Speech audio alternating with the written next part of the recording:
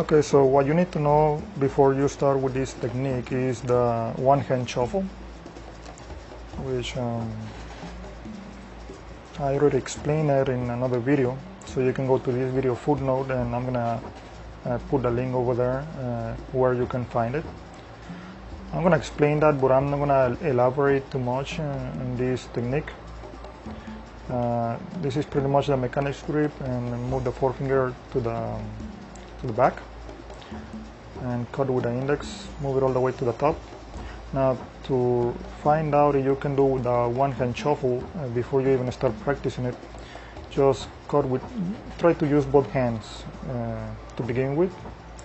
One in the thumb and the index finger, the second one in the index and the middle finger. If you can reach, then you can do it. And cut it with the index and move it all the way to the top. Now this is sometimes a big issue if your hands are sweating, because sometimes you get the card from the back. I try to use the nail or move the index to the side, so it's not really an issue. Well, depending all the time. For this case, you need to just slide it to the top, squeeze it,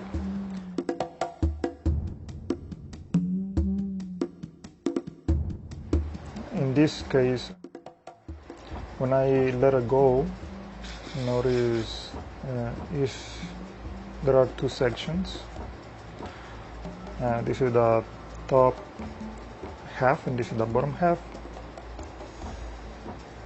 When I cut, I separate it with a pinky finger from this angle so they don't see it, and then drop it and put the top half right on top.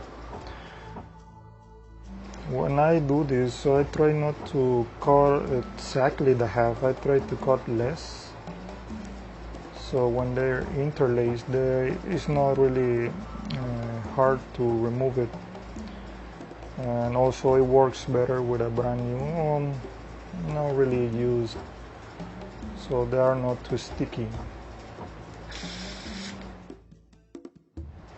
You see here, they still separated, but when I pretend to square it to the tape on the table on the surface, I do it this way so they don't see exactly what is going on, because you do it in the front, of course they'll see this. The forefinger push the bottom portion and cut it like that. If you do the same thing only using the right angles, and then it's gonna works better. Keep it in angle so they don't see there is a huge difference. Then square it, as I already showed you. And then do the same move. From here, you cover better things. The moves is still in the same sequence. It can be for any routine. For us, the first method that I show in this video is using both hands. I cut about 1/3, the same, doing the one-hand shuffle.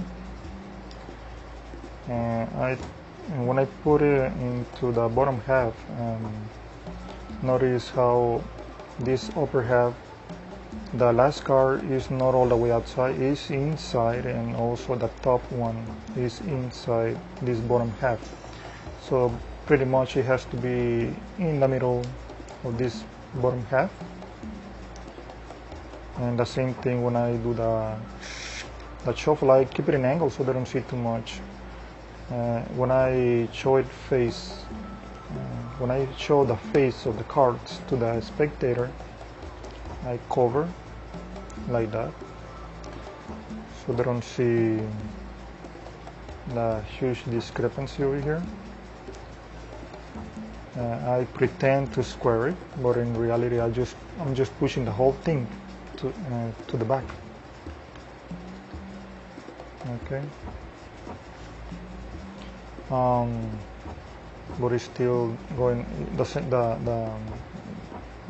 The bottom half is still outside of the upper one, and I relax because when I hit it on the top, I put a lot of pressure, so the cards don't move. They're still in the same sequence.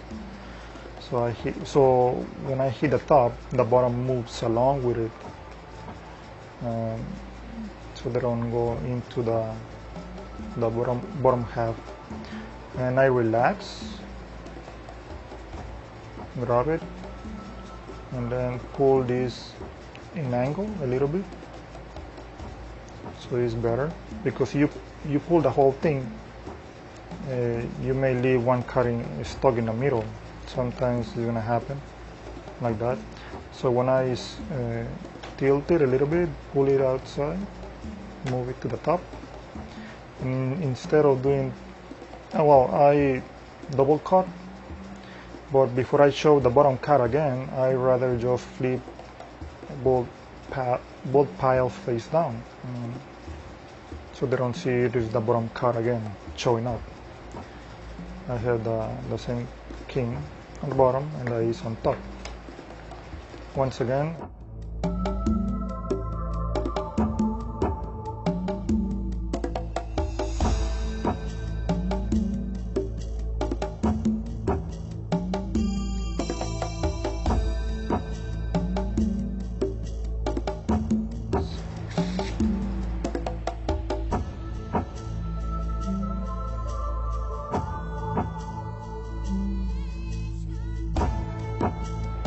And this is a little portion which is gonna help me to easily pull it out,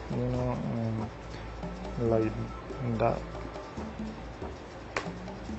Okay, cut once and then, but I always keep the pinky break when I do this. Once again. Okay, so let's say they are perfectly square, but when you squeeze it, the thumb is squeezed inward, or you can move this when you shuffle a little lower.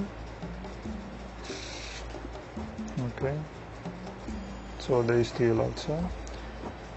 Before I show the face of the cards, notice my hand is in front covering, and I squeeze it harder, so when I push it inside and pretending that I'm squaring, which in reality I'm not, and I'm pushing the whole thing out inside.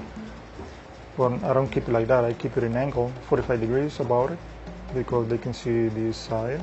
I'm pushing the whole thing back, so just like that. Relax, put the thumb so it conceals better these gaps. Okay, and I try to immediately tilt it, pull it out, put it on top, and keep the pinky break, so I can cut the bottom half.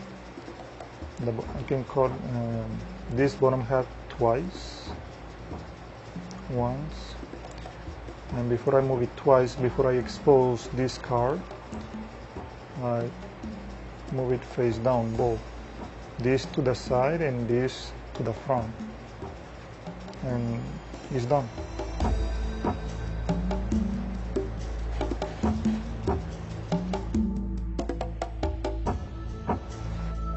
This upper half should be, when you shuffle it, the last card should be into the bottom, and the front card should be also into the bottom.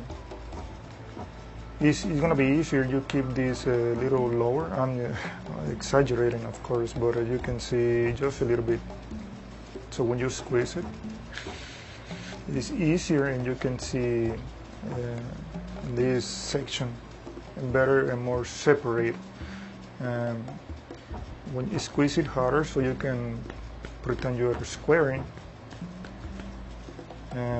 but the whole things go along together when you tap it, and then relax, and you can pull the whole thing, but it's a little risky, so instead I pull it but also twist it, you know, so I can have a better grip on this upper half.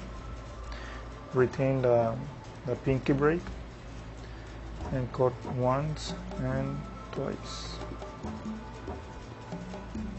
So like I said before, you need to be really familiar with a one-hand shuffle before you begin with this technique. The same thing for the table one. I cut about 1/3 and put it in here. When I shuffle it, I try to shuffle it in a little bit diagonally. I squeeze and pretend that I'm tapping in angle. I mean, make sure they only see this side. The forefinger pushes, and the table is the support for the cut, and that's it.